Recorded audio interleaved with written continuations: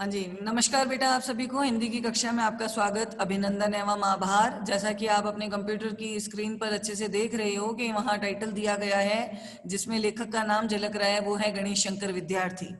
और गणेश शंकर विद्यार्थी के बारे में ये कहा जाता है कि विद्यार्थी जो है इनका उपनाम था, यानी विद्या का अर्थ ही विद्या का अर्जन करने वाला। ये मानते थे कि जीवन का हर पड़ाव जो है वो कुछ ना कुछ सिखाता है। ये वास्तव में एक बहुत अच्छे स्वाधीनता सेनानी या देश प्रेमी भी थे और इन्होंने अपने आप को आजीवन पत्रकारिता से जोड़े रखा। इन्होंने कर्मयोगी, स्वराज्य और प्रताप जैसे महान साप्ताहिक अखबारों के अंदर लिखा। और साप्ताहिक अखबारों में जी ये जो लेख लिखा करते थे, इसके पीछे मोटिव यही था कि अपनी पूरी जनता को सामाजिक और राजनीतिक रूप से जागरूक बनाना, ताकि वो अंग्रेजी शासन के कुनीतियों से पूरी तरह से परिचित हो सके। और इसी प्रयास के चलते गुजरात में जो दंगे हो रहे थे, इन्हीं सांप्रदायिक दंगों में भाग लेने और उसमें बीच बचाव करने के चक्कर में लाठीचार्ज हुआ और इस लाठीचार्ज में इनका जो है निधन हो गया। और इनके निधन पे गांधी जी ने भी ये बोला कि वास्तव में ये मौत तो मुझे मिली होती तो अच्छा होता। तो चलिए बढ़ते हैं अपने इसी लेखक के परिचय की ओर। गणेश शंकर विद्यार्थी, इनका जन्म उत्तर प्रदेश के इलाहाबाद शहर में सन 1890 में हुआ।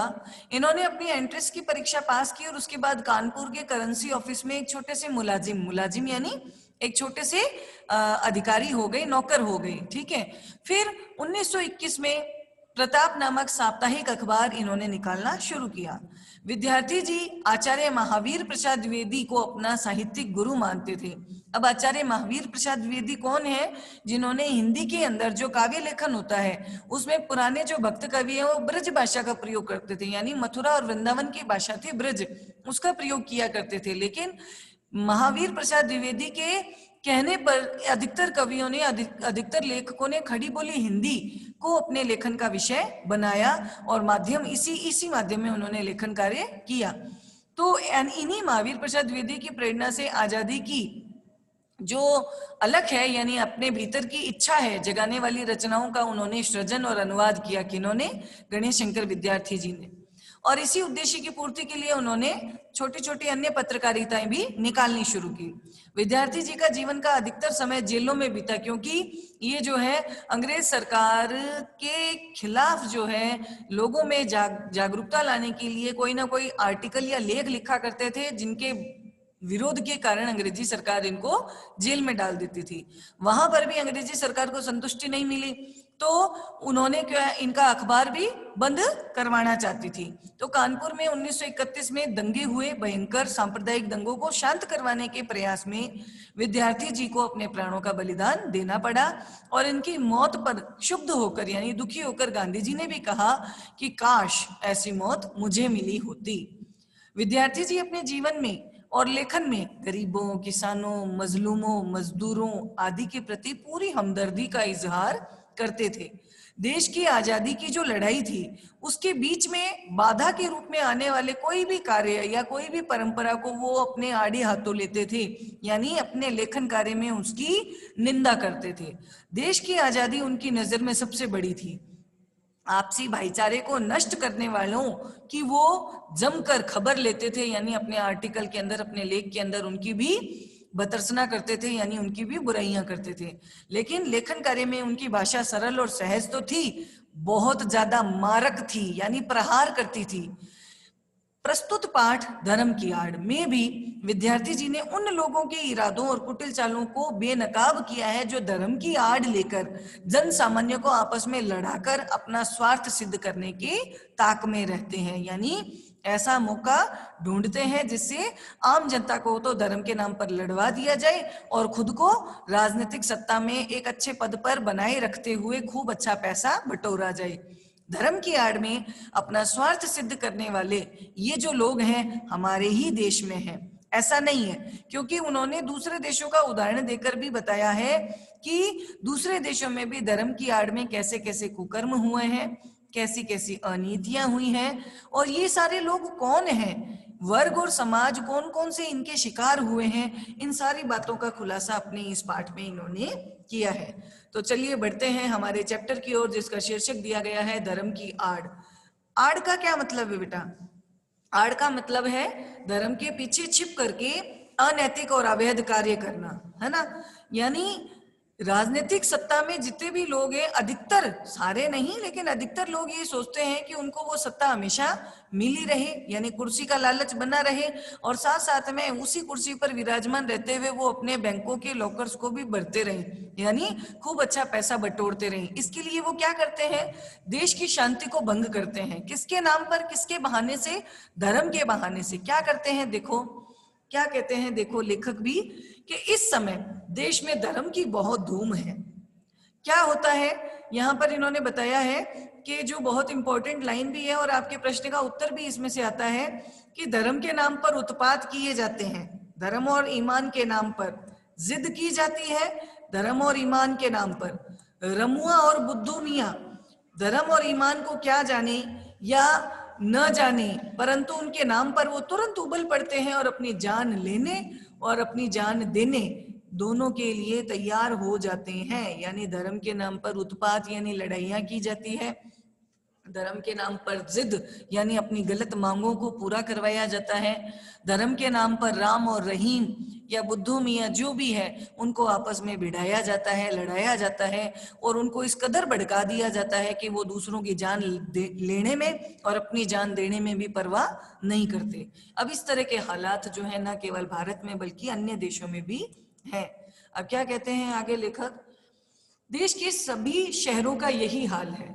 तुरंत उबल पड़ने वाले ये जो साधारण आदमी है, इसका इसमें कोई भी दोष नहीं। उसका दोष बस इतना ही है कि वो कुछ भी समझता बूझता नहीं, यानी वास्तव में धर्म क्या है इसके बारे में आम आदमी को तो पता ही नहीं, है ना। दूसरे लोग यानी जो ऊंचे जो पदों पर आसीन लोग हैं, वो लोग उसे जिधर जोत देते हैं उधर ही जुत जाता है, यानी उसको जिस रास्ते पर आगे बढ़ा देते हैं वो उसी रास्ते पर बढ़ता है। वो ये नहीं सोचता ये रास्ता सही है या गलत, है ना। उस आदमी का तो कोई दोष नहीं जो साधारण है, बल्कि वास्तव में दोष किसका है, तो आगे बता रही हैं, यथार्थ दोष है कुछ चलते पुर्जे पढ़े लिखे लोगों का। चलते पुर्जे यानी जिनकी खूब अच्छी चलती है इस देश के अंदर, यानी राजनीतिक अप्रोच है, और पढ़े लिखे यानी बढ़िया एजुकेटेड लोग हैं। इन लोगों का सबसे ज्यादा दोष है। क्यों?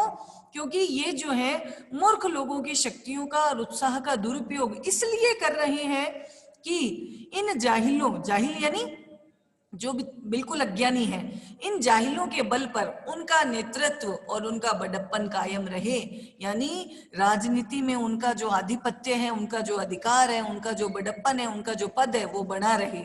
और इसके लिए धर्म और ईमान की बुराइयों से काम लेना उनको सबसे बड़ा सुगम मालूम पड़ता है, और सुगम है भी। यानी धर्म और ईमान ऐसे दो मुद्दे हैं, इन मुद्दों के नाम पर आम आदमियों को लड़ा दो, और ये लड़वाना यानी इन मुद्दों के आधार पर ये जो लड़ाइयाँ करवाना उनको सबसे आसान मालूम होता है। और वास्तव में लेखक भी ये कहते हैं कि ये आसान है भी, क्योंकि लोग वास्तविकता को झांकना ही नहीं चाहते, देखना ही नहीं चाहते।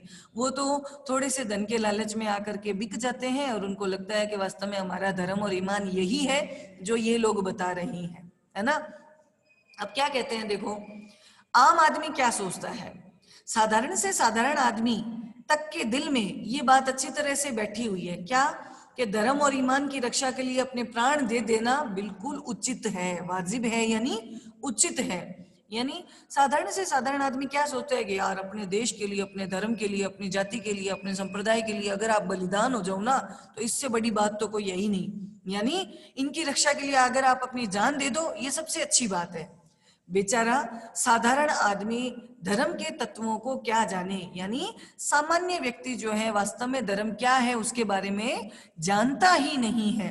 वो तो लकीर पीटते रहना अपना धर्म समझता है, यानी जो पुराने लोग बता रही हैं उस बात को, उस रिवाज को, उन बातों को, उन मान्यताओं को मानना ही अपना धर्म समझता है। उसकी इसी अवस्था से चालाक लोग जो हैं बहुत बेजा फायदा उठा रही हैं, और यही कारण है कि जो राजनीतिक सत्ता में ऊंचे पदों पर लोग हैं वो इस सामान्य से व्यक्ति की इस अवस्था का बहुत ही फायदा उठाते हैं, है ना। अब लेखक ने आगे के पैराग्राफ में हमें बताया है कि ये जो धर्म की आड़ है या जो धन की मार है, ये सिर्फ हमारे देश में नहीं है, पाश्चात्य देशों में यानी जो विदेश है उनमें भी ऐसा ही कुछ होता है।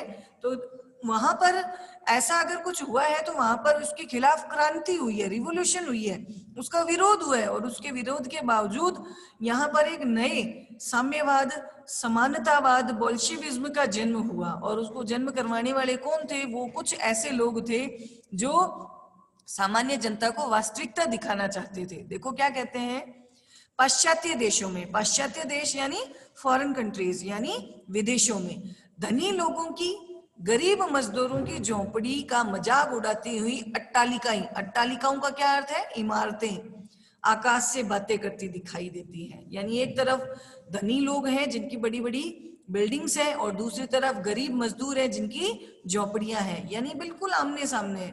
एक रो यानी एक किनारे पर खूब बड़ी इमारतें और दूसरे सामने के किनारे पर गरीब मजदूरों की झोपड़ियां। ऐसा लगता है मानो ये गरीब मजदूरों की झोपड़ियों का मजाक उड़ा रही हैं। कौन? धन संपन्न लोगों की बड़ी बड़ी बिल्डिंग्स।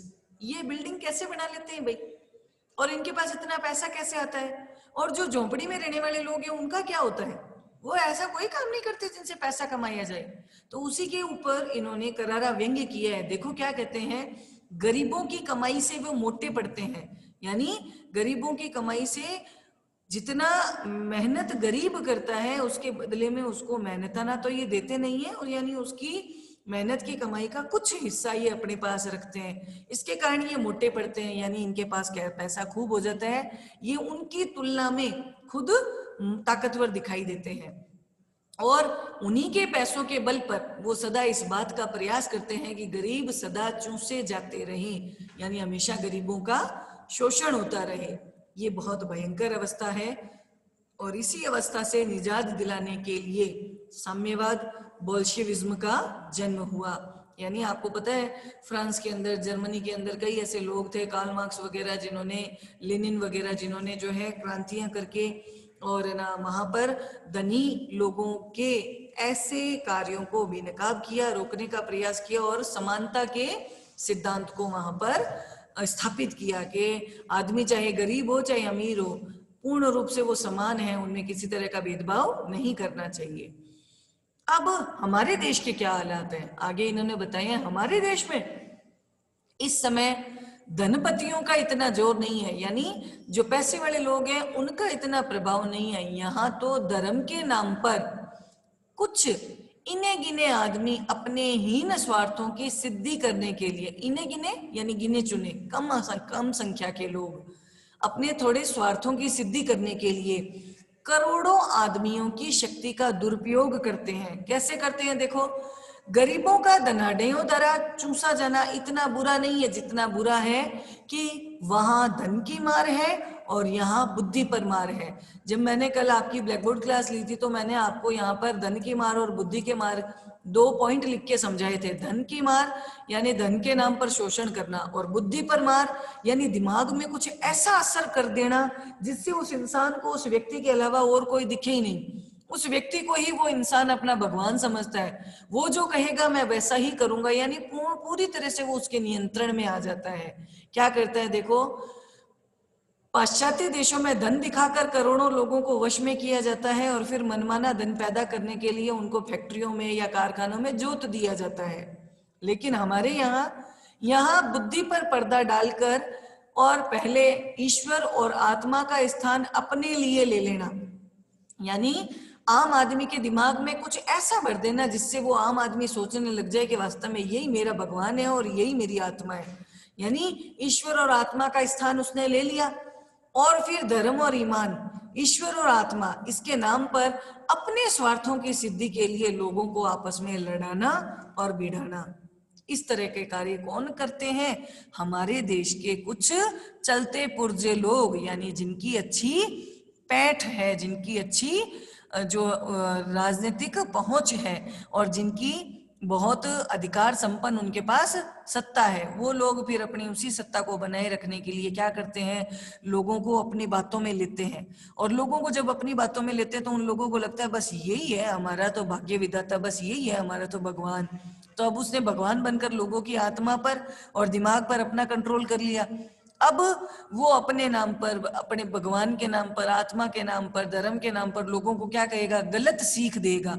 और लोग क्या सोचेंगे, उस गलत सीख को ही सच्ची मानेंगे और उनकी उसी सीख को मानते हुए उन्हीं पर वो चलना शुरू कर देंगे। वो उसका वास्तव में अच्छाई क्या है, वास्तविकता क्या है, उसके बारे में सोचेंगे बिल्कुल भी नहीं। लेकिन इस तरह से लड़ाइयां करवाकर ये जो लोग हैं जो दूसरों को लड़वाते बिरवाते हैं या जो दूसरों के मन में इतना कब्जा कर लेते हैं, वो अपना स्वार्थ पूरा करते फिरते हैं। और मूर्ख क्या करते हैं, मूर्ख बेचारे जिनको धर्म के बारे में नहीं पता, मूर्ख तो बेचारे धर्म की दुआइयां देते हैं, बेचारे दीन दीन चिल्लाते हैं, अपने प्राणों की बाजियां खेलते हैं और थोड़े से अनियंत्रित और धूर्त आदमियों का आसन ऊंचा करने और उनका बल बढ़ाते हैं। आ गया ना यही बात, धूर्त आदमी यानी चालाक आदमी, ऊंचा आसन यानी ऊंची पोस्ट को बनाए रखने का प्रयास करते हैं और उनके उसी ताकत को बढ़ाने की भी कोशिश करते हैं। कौन, मूर्ख लोग। क्योंकि उन मूर्खों को तो वो व्यक्ति, ये जो चालाक व्यक्ति हैं, ये जिस रास्ता दिखाते हैं उस रास्ते पर बेचारे ये मूर्ख व्यक्ति चलते जाते हैं। अब इस रास्ते में चाहे उनकी जान भी क्यों ना चली जाए, वो पीछे नहीं हटते। तो लेखक कहता है कि धर्म और ईमान, बेटा बहुत इंपॉर्टेंट लाइन है और इस लाइन को तो आप अगर अंडरलाइन कर लो तो बहुत बढ़िया रहेगा, क्योंकि क्या पता इसमें से प्रश्न पूछा जाए और आपके पीछे अभ्यास का प्रश्न आया भी है कि इस तरह से धर्म और ईमान के नाम पर जो ये लड़ाइयां हो रही है, इसको कैसे रोका जा सकता है। तो लेखक बता रहा है कि धर्म और ईमान के नाम पर किए जाने वाले इस भीषण व्यापार को रोकने के लिए साहस यानी हिम्मत और दृढ़ता यानी मजबूती के साथ उद्योग होना चाहिए। उद्योग यानी कोई ना कोई प्रयास करने जरूरी हैं। जब तक ऐसा नहीं होगा तब तक भारतवर्ष में रोजाना नित्य प्रति बढ़ने वाले ये झगड़े कम भी नहीं होंगे। अब आपको पता है बेटा, एक छोटा सा उदाहरण दे रही हूँ। अभी ये जो किसान आंदोलन चल रहा है, क्या आपको लगता है कि किसान जो वास्तव में सच्चा किसान है वो खेती बाड़ी का काम छोड़ करके इस मौसम में, इतनी ठंड में, इस भयंकर हड्डियां कंपाने वाली ठंड के अंदर वो जो है वहां पर बैठ करके हड़तालें कर रहे हैं? हाँ, हड़ताल करने वाले व्यक्ति चलो हड़ताल करते हैं, अपनी मांग मनवाना अच्छी बात है, लेकिन अगर वो आप सार्वजनिक संपत्ति को नुकसान पहुंचा रही हो तो ये सार्वजनिक संपत्ति किसकी है? हमारी तो है, हमारे देश की है। तो ये नुकसान पहुंचा करके आप अपनी मांगों को पूरा करवा रही हो, ये रास्ता सही है क्या?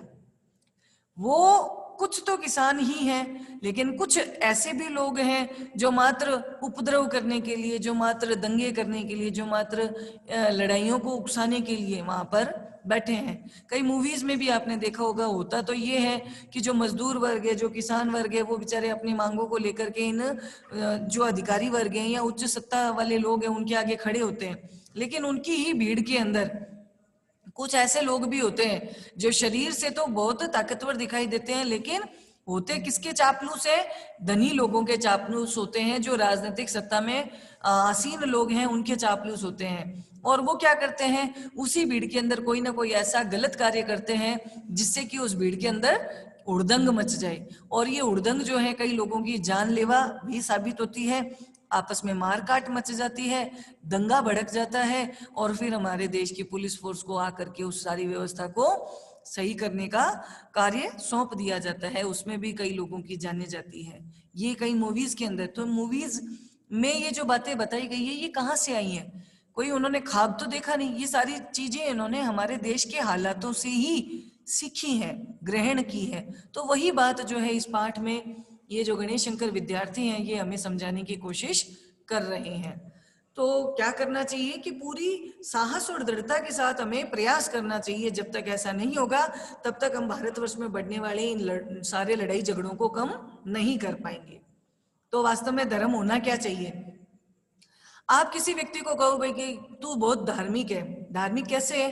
तू सुबह जल्दी उठता है, तू बहुत 2-2 घंटे पूजा पाठ करता है और पूजा पाठ करने के बाद ही तू पानी पीता है या खाना खाता है, फिर से तू ईश्वर के ध्यान और मगन भक्ति के अंदर मगन हो जाता है, या फिर सुबह नहाने के लिए बहुत नदी के किनारे पर जाता है, ठंडे पानी से जल उस ठंडे पानी में नहाता है, जल से सूर्य को अर्घ देता है। ऐसे कामों से आप उसके धार्मिक होने का पता लगाओगे क्या? लेकिन जब आप उससे बातचीत करते हो तो वो बार बार झूठ बोलता है, वो बार बार लड़ाइयाँ करने के लिए आमादा हो जाता है, वो दूसरों की जान को भी नुकसान पहुंचा देता है, तो आप उसे धार्मिक कहोगे क्या? धर्म क्या है? धर्म है कि आपको जो अच्छा लगे आप उसी रीति रिवाज को, आप उसी नियम कायदे को मानो, लेकिन उस नियम कायदे से किसी दूसरे को बिल्कुल भी नुकसान ना पहुंचे। यही है ना धर्म। धर्म हमें सिखाता भी यही है कि चाहे मन हो, चाहे वचन हो, चाहे कर्म हो, किसी भी तरह से हम दूसरों को नुकसान ना पहुंचाए।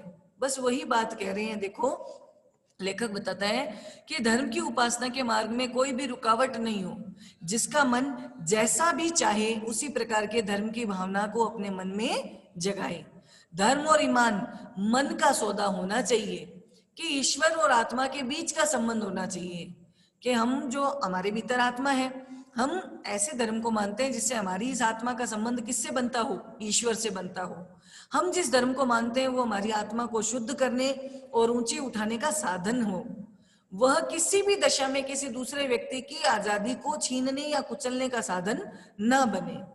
आपका मन चाहे उस तरह का धर्म आप मानो और दूसरे का मन चाहे उस तरह का धर्म वो माने।